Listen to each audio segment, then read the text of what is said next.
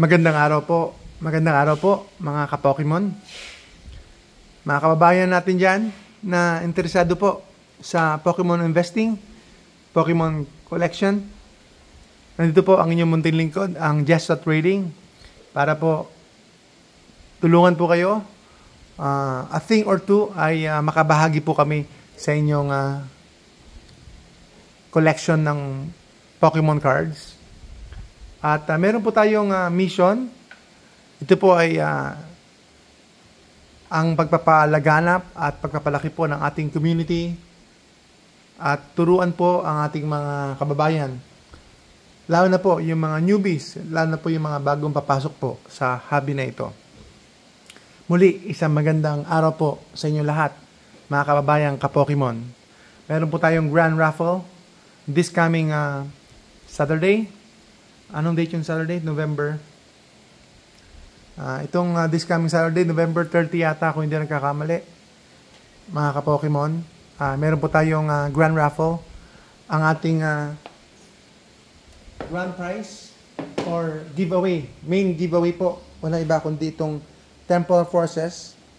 Temporal Forces Elite Trainer Box. Ito po ay retail price around 3,599 or 3,799, I'm not sure, pero andun po yung retail price ito. Napakataas po, 3,000 mahigit. Tapos meron tayong pamimigay na Temporal Forces Build and Battle. And then, kapag kayo pong nanalo, you have 24 hours to claim it, or else ay imumove natin sa next raffle po or sa next giveaway yung mga products po natin. So, meron po tayong pamimigay na Stellar Crown, Build and Battle. So, nagkakalaga po ito ng more or less 1,500, 1,600 retail price, mga ka-Pokemon. At ngayon po ay binibenta natin ng 1,500 yan. Ayan, meron tayong Surging Sparks, for sale naman ito. Papakita ko lang po, half booster, mga ka-Pokemon, para mas maganda naman yung video natin. So, meron lang tayong maliit na discussion ngayong araw na ito. Ang maliit na discussion natin ay about po sa Paldean Fates and Prismatic Evolution. Sa mga hindi po nakakalam, ang Prismatic Evolution po ay lalabas po more or less next year, January 17. And they're saying this is the next Evolving Skies or probably Evolving Skies 2.0. Kasi ito po ay EV sets. Binubuo po siya ng maraming EV sets like Flareon or EV Evolution, Flareon, Sylveon, Vaporeon, Leafeon, so and so forth, no? Mga EV sets po, mga ka-Pokemon. O mga evolution. Yan, kung tawagin po nila. So ito po ay Evolutions 2.0 based po sa mga speculation. So mga ka-Pokemon, ang pinag-uusapan po natin, this is more or less speculation. Hula-hula lang po ito. So we don't know the future. Ibibase lang po natin sa history, educated guess, based po sa mga past information pagdating po sa Pokemon collection. Ang Prismatic Evolution po, mga ka-Pokemon, ay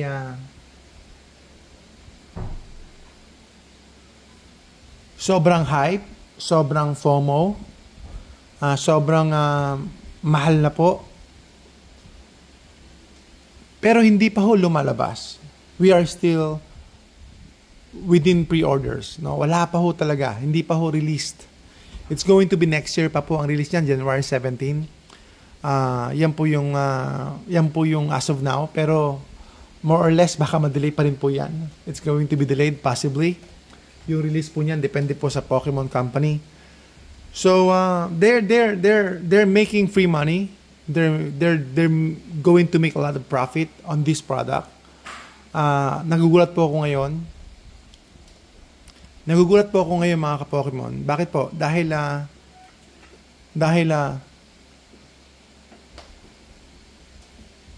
ang Prismatic Evolution regular ETB dapat mura lang yan. To be exact. Mura lang po yan kung pag-uusapan po natin ng distribution cost, yung original cost nila from the company towards going to the wholesalers or going to the retailers, yung mga big stores po. Mura lang po yan. Pero dahil po sa popularity, dahil po sa hype, sobrang mahal na po. Regular ETB is going more than 2 times already. More than 2 times na. More than 2 times na siya. And then, yung Prismatic Evolution ETB Pokemon Center, I'm not sure. Lately, no, last week pa yata yon, going 3 times na po. Going 3 times na po yung value niya. So, going up pa yan. May mga nagtatanong sa akin, nagtatanong po sila ng Prismatic Evolution kung may pre-order po ba ako. Wala po akong pre-order. And bago po kayo magtanong ng pre-order, you should be aware that kung serious po kayong bibili ng Prismatic Evolution before release, and then during the early release or the early initial release po ng products na ito next year, expect niyo na sobrang mahal. Sobrang mahal. So don't buy if you're hoping that you could pay 5,000 pesos. Based po sa understanding ko sa current trend and the hype sa marketing po ngayon, unless na magbago po, this is all speculation, opinion ko lang po ito. Unless na may mangyaring kakaiba sa market, sa economy ng buong mundo, then mag-drop po ang prices ng Pokemon because this is not important. This is not basic needs. This is not necessity kung tawagin. Or this is not even utilities. Hindi po to utilities. This is hobby. Hobby lang po siya mga ka-Pokemon. Collection. So, pag magandang economy din, doon po ataas ang value ng mga collections ng mga hobbies na ito. Mga ka-Pokemon. So, wag niyo pong i-expect mga ka-Pokemon na ang price po ng product is going to be 3,000, 4,000. Probably nasa 4,000 ito, yung ETB. 4,000, probably nasa 5,000 ito. Even more. Kapag ganyan po nangyayari ngayon, magiging mas marami po. Or mas mahal po, mas mataas po ang presyo nito. And then, Pokemon Center, hindi ko alam kung ano mangyayari, no? Kung wala na pong release ng Pokemon Center, Surging Sparks, hindi na po mag-open up yan. Slot na yan. Baka abutin ito ng 20,000. Baka abutin ito ng 20,000 this coming January. So, do not expect, or more, do not expect po na tatanungin niyo po ako, pwede ho bang bumili ng Prismatic Evolution? Pwede po mag-pre-order. And then, budget po ninyo is 3,000, 4,000. Do not expect. Dream na lang yon mga ka-Pokemon. Imagine niyo po ang Terrestrial Festival. Terrestrial Festival is only around 2,000 pesos. 2,000 pesos. And right now, as of recording, nakita ko po sa Shopee, it's going for 3,800 pesos. Imagine yun, 3,800 pesos. And it's supposed to be around 2,000 pesos lang. Or even less. So, yun po mga ka-Pokemon. Ang ranting natin, ang rambling natin about Prismatic Evolution. So, we have to be realistic with the trend, with the current market. Sobrang mahal na po yung Prismatic Evolution. Do not buy. Do not buy right now. Kung makapag-hold kayo, do not buy. Don't be hyped and FOMO'd sa mga nangyayari ngayon. Dahil yan po ay speculation lang. We don't know the future. We don't know what's going to happen. So, wag po kayong bumili. Wag po kayong magpadala. Pero, kung meron kayong tinatawag ko palagi na play money or disposable money or extra money, sobrang yaman po ninyo, marami po kayong pera, then go for it. It's up to you. Or maybe you can flip it. Kung magpi-flip kayo, bahala po kayo. But it's for me, it's too risky. I'm not buying that much. I'm not buying on this market, on this kind of pricing. Hindi ako bibili. And then, kahit bibili ako, wala akong mabili. To be honest. Wala akong mabili. Wala po tayong makukuha ang ganyan na magandang pricing po. Lahat po ay talagang mataas po ang presyo. Kung makachamba kayo ng mura, then go for it. Pero be wary, mag-ingat po kayo. Dahil marami pong sabi nga nila, papasko na, pa-Christmas na, pagastusan na. Kaya mag-ingat po kayo kasi maraming masamang magkakatha ng mga bagay na makapag-scam or makapag-benta ng mga items na ito na wala naman po sa kanila. So, ingat-ingat na lang po mga ka-Pokemon, mga kababayan. Ingat-ingat na lang po. Buy from legit and trusted sellers po. Tayo naman, baka tanungin niyo po ako, ano po ang credibility natin? We are a store. Store po tayo mga ka-Pokemon.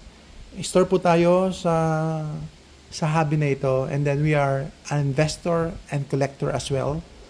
Kaya tayo po ay nag-share. Meron po tayong kahit paano experience sa hobby na ito.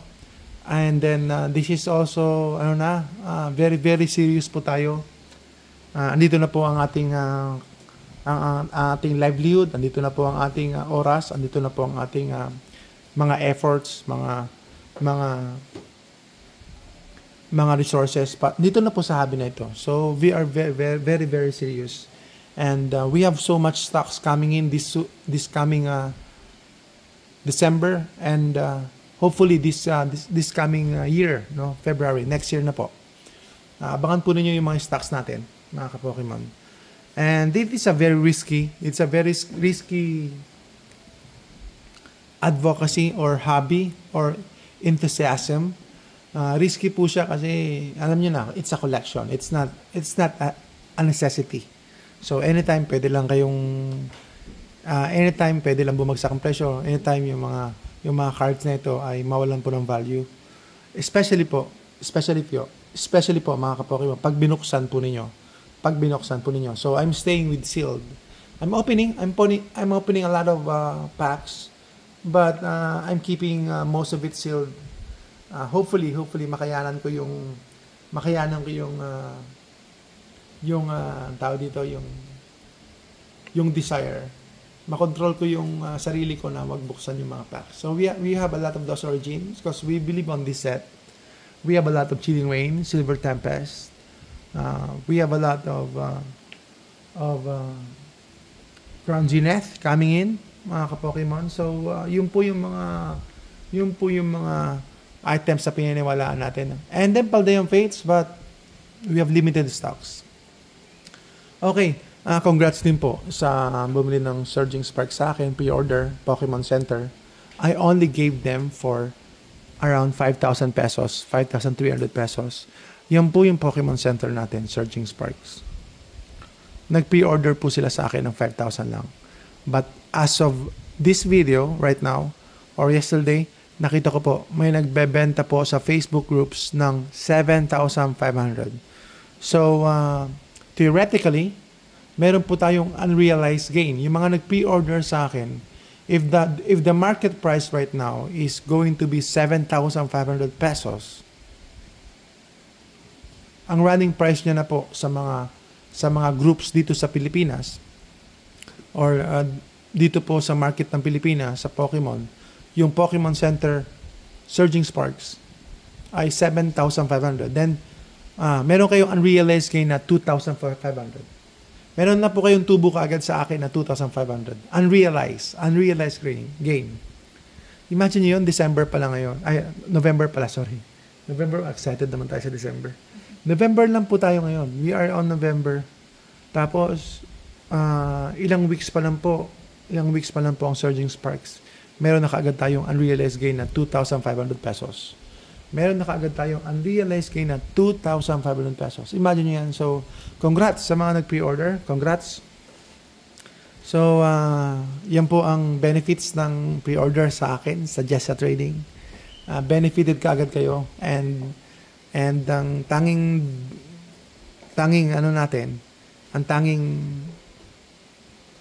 dasal natin sa mga items natin ay dumating po siya sa February, mga ka-Pokemon. Dumating po sa February po yung mga products po natin. And then next na topic natin, mga ka-Pokemon, ay Ayan, balikan natin. In regards to pre-order po ng Prismatic Evolution, hindi rin po ako makapagbebenta ng pre-orders right now. Paano ako magbebenta kahit naibenta ko pa sa inyo ng 8,000 yung pre-orders?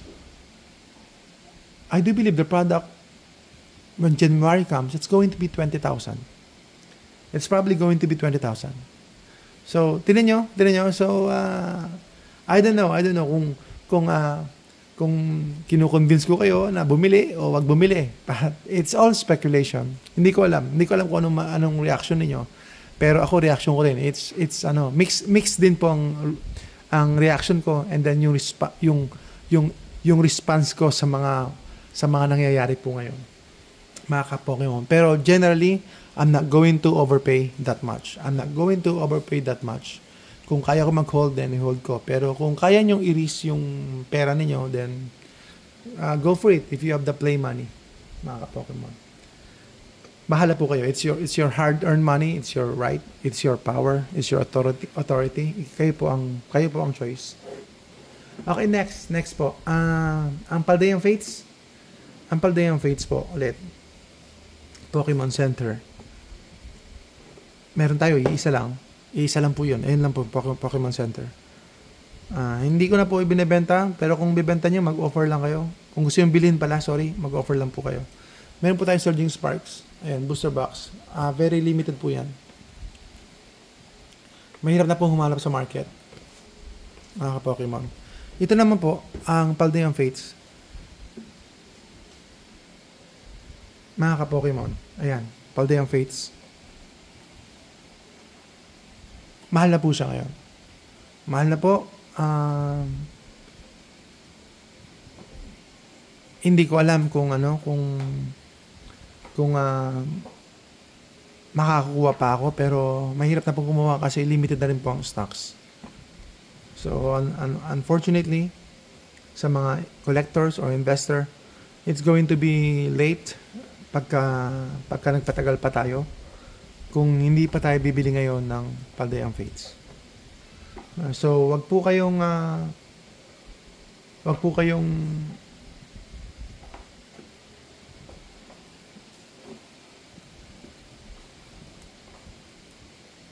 magpapatagal pa kung talagang gusto nyo itong item na to. Itong Paldean Fates, mga ka-Pokemon. Mataas na po siya ngayon.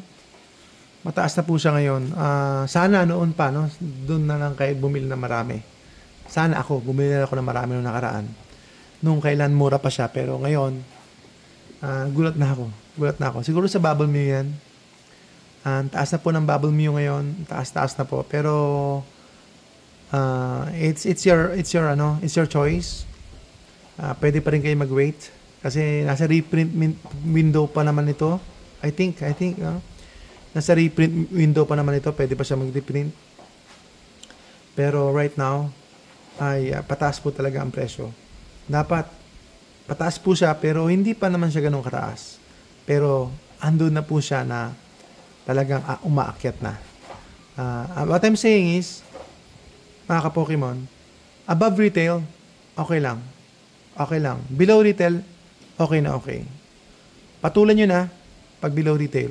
Below retail, how much is Twilight Masquerade right now? It's around 3,000 pesos, 3,100. So below retail pa siya kasi ang retail nito, kung hindi ako nagkakamali, is 3,799. 3,800 po siguro ang retail nito. I'm not sure 3,800 po ang retail nito, mga ka-Pokemon. So kung binebenta ko siya ng 3,100, below retail pa rin, di ba? Kung 3,000, below retail pa rin. Ito, above retail na siya kasi 3,799 ito. Ang benta ko na is, or retail na siya, kaya so bilhin na kayo. Sabi ko sa inyo, Surging Sparks, kung kaya nyo wag na kayo bumili. Kasi above retail na siya. Super above retail. Especially for the ETBs. I'm sorry, mali pala yung sabi ko. Prismatic Evolution. Ayan. Itong Surging Sparks, pwede pa rin. Itong Surging Sparks, mga ka-Pokemon, pwede pa rin siya. Yan po, mga ka-Pokemon, no? Surging Sparks, pwede pa kayo bumili. Above retail na siya, konti. Lalo na, bumili kayo pag below retail.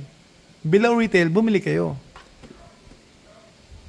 Pero kapag double retail na, medyo mag-isip-isip na kayo. Pang collector yun eh. Yung double retail collector na yun, yun po ang ibig ko sabihin. Bibili niya siya kasi collection ninyo. Pero kung mag-i-invest kayo, bibili niyo double retail, medyo mag-isip-isip kayo. Dapat, kung investor kayo, o kung gusto niyo mag-invest talaga, dapat, before pa tumaas, saka niyo binili ng gusto, na maramihan. Pero kung collector kayo, kahit na mahal na yan, bilhin niyo pa rin. Kasi collector kayo eh. You have to have that in your collection. Kinukumpleto niyo yung collection niyo. Actually nga, pag collector ka, mas maganda bilhin mo yung mahal.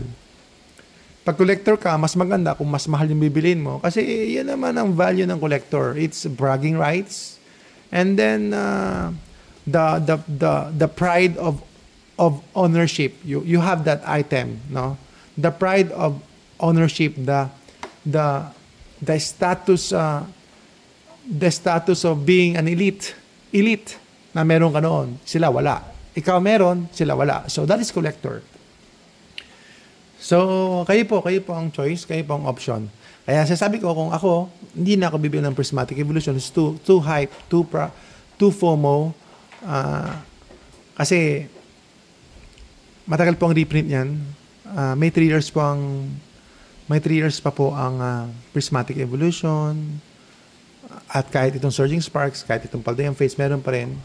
Pero hindi na masama kasi below retail siya. Below retail po itong Twilight. So hindi na masama. Hindi na masama, below retail pa tayo sa maraming mga items. Wag na kayo masyado mag-focus doon sa double the retail. So masyado na po tayo sa prismatic. Pero hindi nyo alam, baka mag-overprint yan. Mag-overprinting yan. Baka sobrang bumagsak pa yan after 1 year, after 2 years. So abang lang, baka lang I'm not saying na this is it. Pero based po sa history ng Pokemon, like Vivid Voltage right now. Noon, Vivid Voltage, mahal na yan. Simula pa lang, kung hindi ka kakamali, around 4 years ago, Vivid Voltage is around $200 ata. $170, $200, ganun. Tapos ngayon, magkano siya? Hindi na siya tumaas. Bumagsak na po ang presyo niya. Tapos ngayon, after 4 years, andun pa rin siya sa presyo na yun. Or less pa. Mas less pa. So, Pikachu set din po yung Vivid Voltage. So, watch out, no? Don't worry about Surging Sparks. It's still cheap. It's still cheap compared to Prismatic.